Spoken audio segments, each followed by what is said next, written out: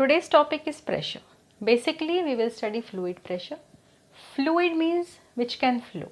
It includes gases and liquids. Both can flow, so together they are called fluids. Now, we will see where the fluid exerts pressure. Does fluid exerts pressure? Yes. How it exerts pressure and how can we observe it? Let us see. So, let us take a container. This is a plastic bottle in which a fluid, say water, is filled. Very common fluid which is readily available everywhere. So, water is filled. So, how to check whether water is exerting pressure here or not? Anywhere you make a hole, the water will come out. Anywhere and any direction. Any hole you make in this container, in this water bottle, the water will immediately come out. That proves that it was continuously pushing the walls of the container. Okay. Now, for instance, if we make the holes at different levels, 1, 2, 3, 4. This is 1, 2, 3, 4. Up to here the water is filled. Okay, now what will we observe? From these all 4 holes also the water will come out, but there will be a difference. See what? From the first hole the water will reach to maximum distance and it will come out with maximum pressure. From the second hole it will come a little bit closer, that means the pressure is a bit decreased. From hole third the pressure is again less and fourth the pressure is minimum. Why this is so? Here you observe these 3 holes are at same level. So water above these 3 holes is this much. This much height of water is here at above all these 3 holes. So this much water is applying pressure on it. So the pressure is equal. But here above hole 1, this much height of water is applying pressure. Okay, H1 height is applying pressure, P1. Up to this much height of water, you can say this much height of water, H2. Here above this hole, H3, and above this hole only this H4, this much, very small height. So H1 height is maximum, then H2, then H3 and then H4, and we have seen that pressure 1 is maximum, then pressure 2, then pressure 3 and then pressure 4. So it proves that pressure is depending on the height of the liquid column which is applying pressure. In last one more time when we were studying the properties of liquid pressure, I told you that pressure is proportional to the height of the liquid column. So as you go deeper, what will you see? The pressure will increase, the liquid pressure will increase. So what we can write? The liquid pressure increases with depth and it is same at same level.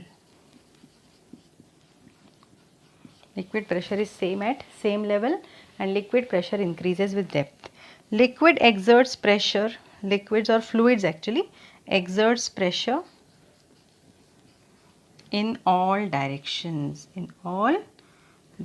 anywhere you can make hole and you will observe that the water is coming out. So liquid exerts pressure in all direction. Now you see, here is a horizontal tube in which water is filled. This horizontal tube is connected with 4 more tubes of different shapes and different width. If I add more water into this tube is completely filled, this horizontal tube is filled with water completely. Now if I add more water in it, where the water will go? What do you say? When I have asked this question before, somebody told me that this tube 1 will get filled, then the water will reach to tube 2. If the water is, if more water we are adding, then one will fill completely, then in tube 2 the water will go, then in tube 3, then in 4. Some gave me answer that initially the tube 4 will filled, then if the water is there, then third, second and 1.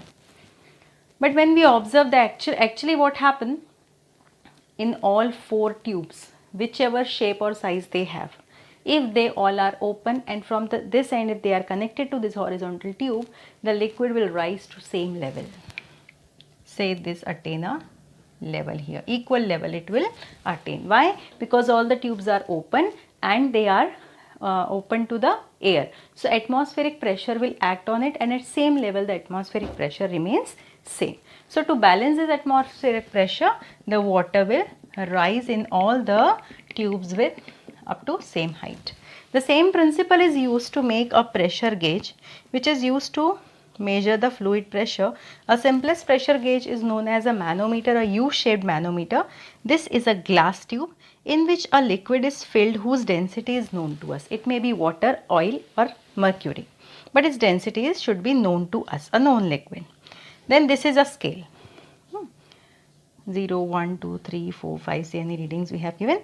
Initially when we fill water in it, we will see, or any other liquid if we fill in it, we will see it will reach same level in both the ends. That means here in this arm 1 and in this arm 2, the pressure is same. But if we connect arm 2 with a tube and attach it with a funnel, in arm 1 is open to the atmosphere initially, arm 1 is open to the atmosphere, and initially the this particular funnel portion is also in the air. So here also the liquid will rise up to same level, say it is reached the level 2 here for example. But if you dip this funnel into a container filled with liquid, then this liquid will apply pressure here. At the bottom of the funnel, a balloon or a rubber is fixed. So this water will push the balloon or rubber, and then the pressure will increase in the tube, and this increased pressure will push this water level down or density level down. So here this is the new level of water, H1, and here it will rise up, this is say H2.